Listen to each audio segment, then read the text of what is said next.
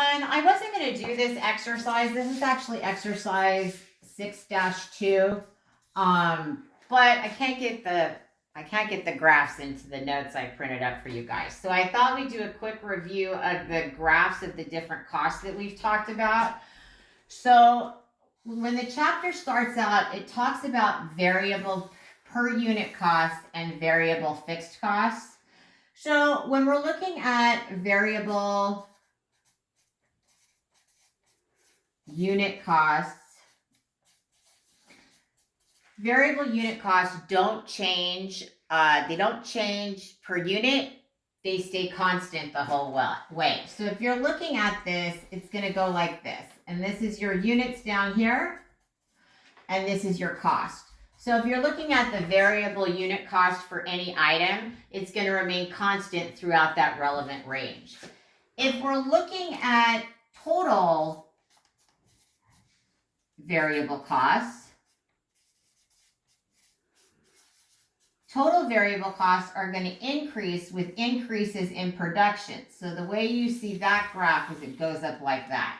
Again, you've got costs, and here you've got the number of units, right? So the more units that we have, the greater the cost is going to be, but the cost per unit is going to remain the same.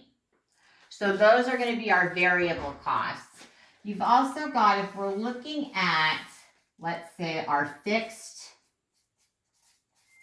unit costs and total fixed costs. Total fixed costs look similar to the unit variable costs in that they're going to remain constant. That cost remains the same regardless of the number of units you produce. So that's total fixed cost. Total variable cost increases with production. Variable unit cost stays constant, and fixed unit costs are going to decrease the more units that we spread that cost out. So here we've got units, here we've got our cost. So if you're looking at your homework for exercise 6-2, it's got some of these graphs, and then it also has the mixed cost graph. So we're looking at a mixed cost. A mixed cost contains components of both variable and fixed. And so what you see is the mixed cost will start somewhere up here on the line, and then it goes up with production. So we've got costs, here we've got units. So the fixed cost component is the amount that we're going to have to be charged, or the amount that we have to pay, regardless of how many units are produced. But then this line here is the variable component of the cost. So if we're looking at these, and if you're looking at 6-2 on your homework, it wants us to identify each one of these graphs as they relate to the item that they're telling us about. So the first thing that they're asking about in A is they're asking us about total direct materials costs. So remember that total direct materials costs increase in direct proportion to the number of units that we're producing.